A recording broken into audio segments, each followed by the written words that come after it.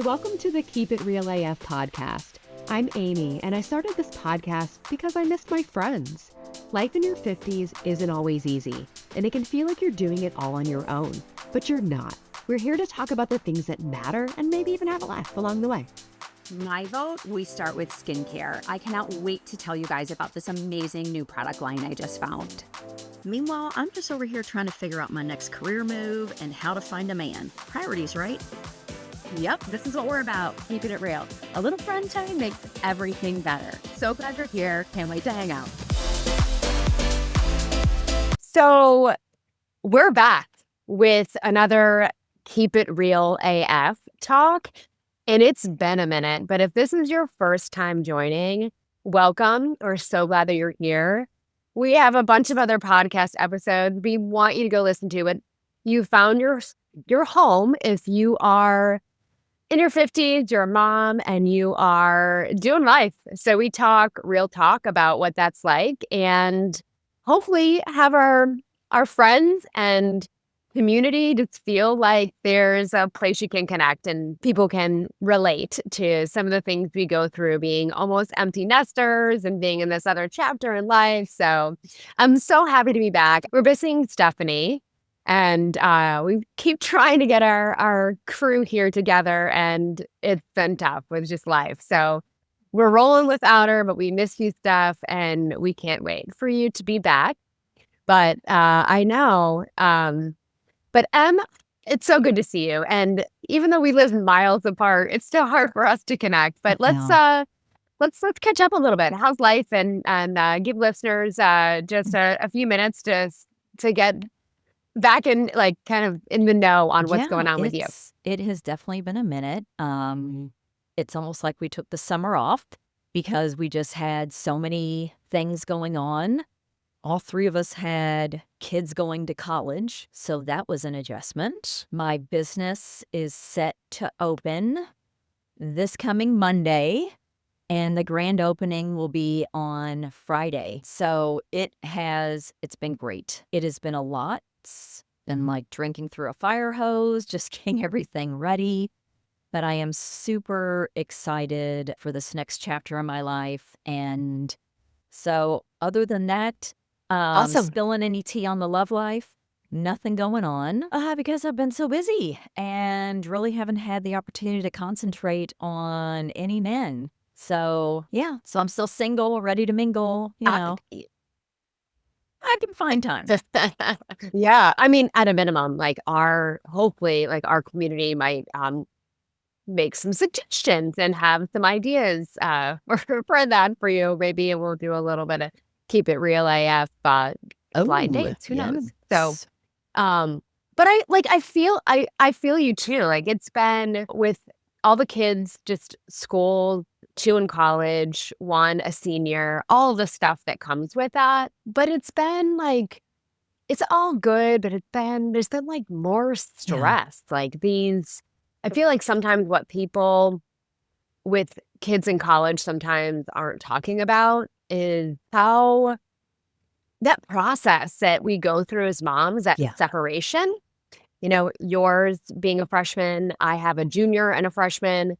But I felt like I had gone through it with my oldest, and I was completely surprised that it feels different with my middle. And he's had some things going on, and I don't feel like there's a lot of conversation about what that really feels like about that separation.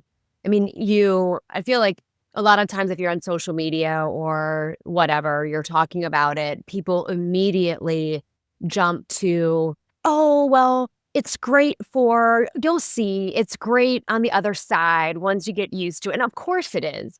But going through that, man, it felt like, I feel like I'm sort of getting on the other side of it because we're past almost nearing the end of the first semester. But, it can feel it's been really kind of busy, but a little bit stressful and lonely, even though we all have each other. But just kind of sometimes that day to day and the worry that you have, like my middle is different than my oldest. Like, how's he really doing? And the reality of it was he had a tough patch. And yeah, it's felt busy, but it felt a little lonely with that. I think we're through it, and I know it happens with all kids, but hearing that sometimes doesn't Oh, help. yeah, seeing Like, it here and there. it just Yes. feels like, you know what I Hearing mean? the Like, struggles. Yeah. but I feel like It's with yeah, uh my daughter, of course she's an only, so it was hard for me having her out of the nest because it was basically just the two of us. But she did have a rough patch of starting without a roommate. And now she has one, which is great. And it has been a game changer of just being able to have someone to do lunches and dinners and activities and stuff with. So I was up there last weekend for Parents Weekend, and it is pure craziness of all it is the scene. And we were rolling in 2:30 in the morning on Saturday. I'm like, I am not used to this. I'm more of a midnight girl. But it was she's just having the time of her life, and I absolutely love it. And she's not far away, 45 minutes away, which is great. So yeah, but it is hard. It's very hard. yeah. I mean, there were times for me, because mine is a flight. I mean, it's like a 6-7 hour drive. I mean, you just have to. I mean, I know might sound a little bit like you have to surrender to it. Like I have to trust. I have to trust, and that is so hard to cross over that threshold of just trusting. And my family weekend was the opposite of your family weekend. My son's college just doesn't have a Yeah. football team, but it was amazing. We actually got some really awesome. I mean, great times. Yeah, and like you kind of like these past few months have been so cool, but also like equally met for me with like how to try to deal with this new Yeah. chapter just in a different, healthier Mhm. way. I feel like one of the things that goes along with having, whether you call it almost empty nesters or kids that are almost all adulting, is like that like worry and anxiety. I just think it's like normal for moms. It just has these peaks and sometimes valleys. And so, yeah, that's been really interesting to navigate that for Yes. me. Exciting, but also like equally, uh, equally high on the anxiety Yeah. and stress. I think if I didn't have this business and just everything going on, I'm sure it would hit me harder.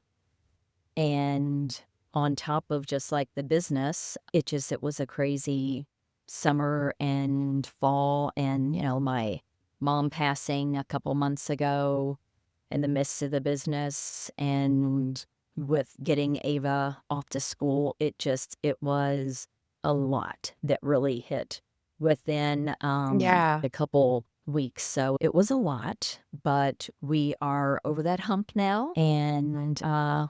and everything is exactly how it needs to be. I love that. And I know, I mean, we talk all the Yeah. time, but I admire how you've navigated everything these last few months. That's like, again, like something that I feel like we have to be talking about. So how do we deal with like Yes. grief in all aspects? Like the grief of Yeah. that chapter and losing parents, but also losing our kids a little bit, like getting like the what we thought, like that new identity. But I have a rhyme. I feel like we're over the hump of the Oh, slump. I like that. Pump of a I slump. like that.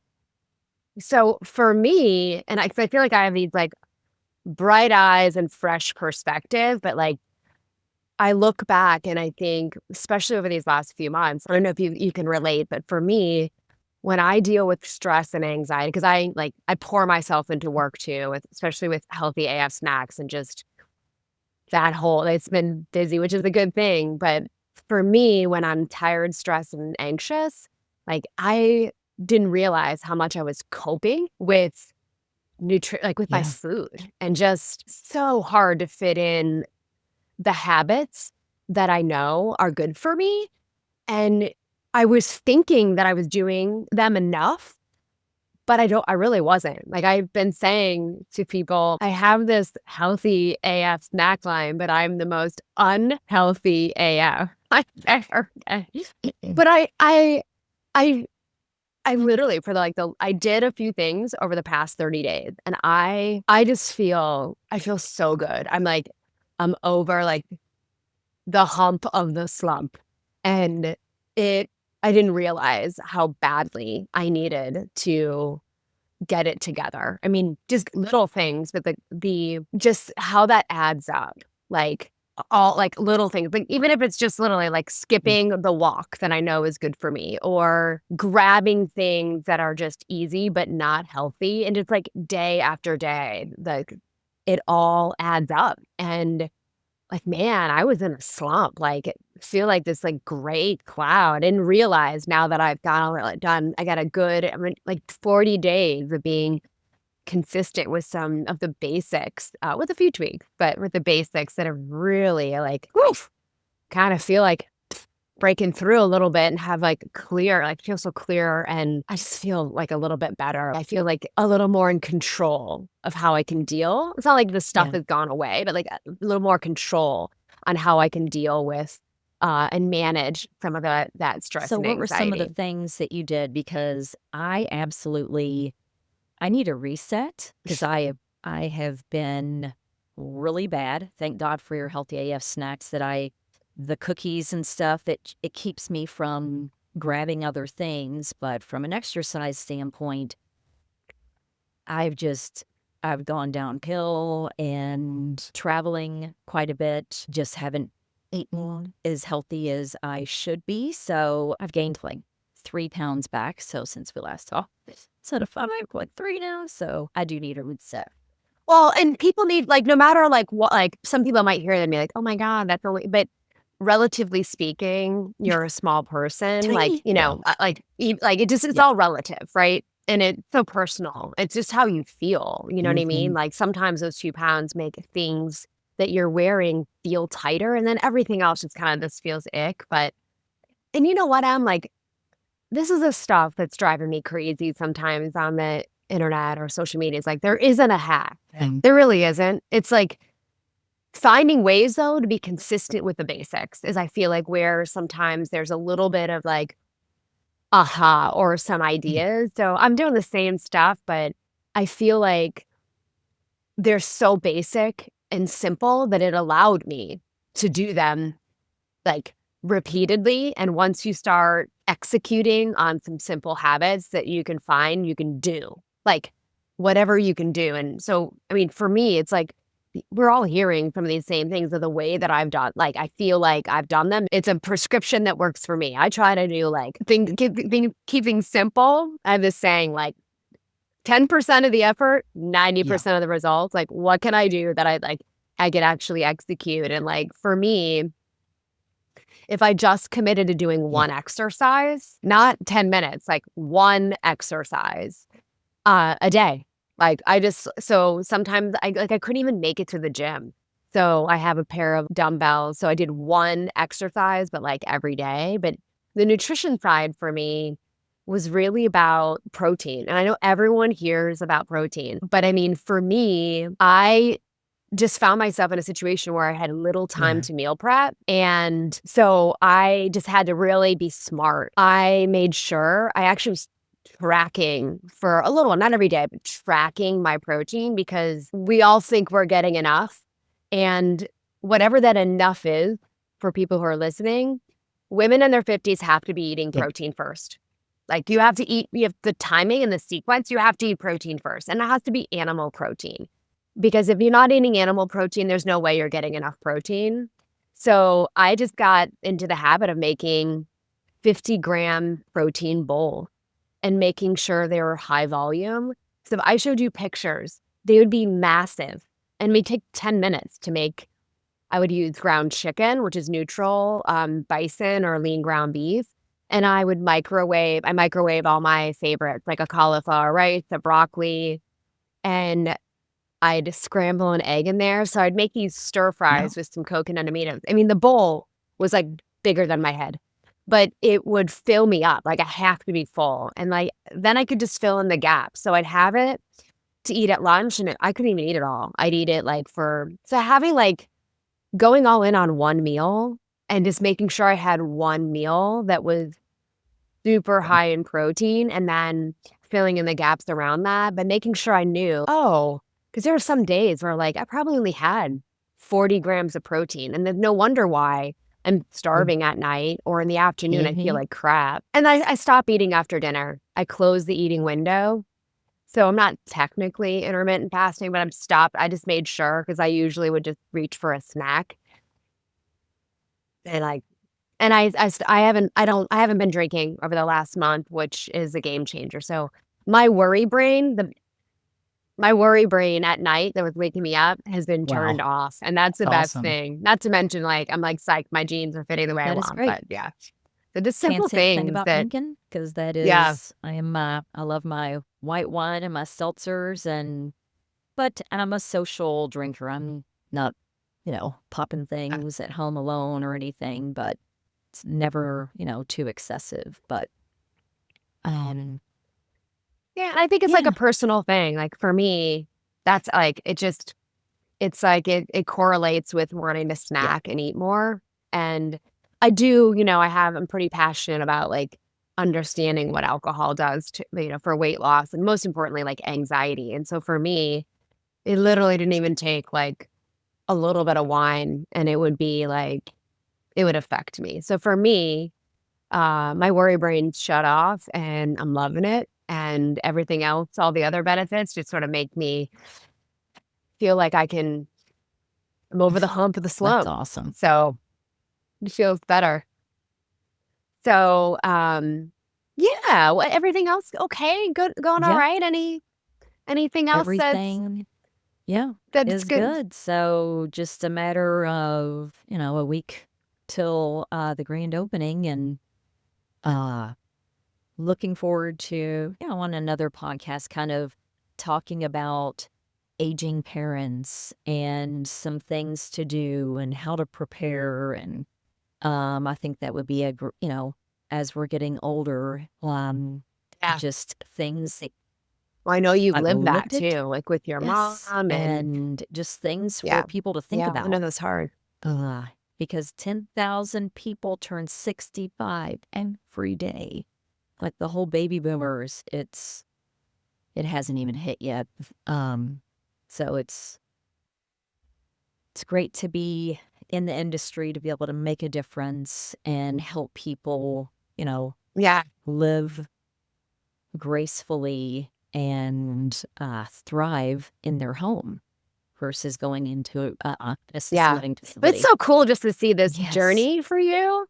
You are like 52 and you're starting a business. 53. Actually, you're Yes. 53. Oh, but we both are like in these chapters where we're starting a new business. But I'm so excited for you because I know listeners might remember if you listen to the first one, like Emily was like figuring out the next move. So it's super exciting to see that if this is and just how perfect it is for you. So it'll be fun to kind of to see you along this journey. I know we have hard Yes. stops because life is continuing on and people need us. So it was great to connect. And hey, everybody, thanks for listening. And please share this with your friends. We'll be back. We'll be back. We'll keep plugging away at our podcast. But thanks for listening and Thanks, have you a great too. day. See you guys. Thanks for joining. Share this with your friends. We'll see you next time.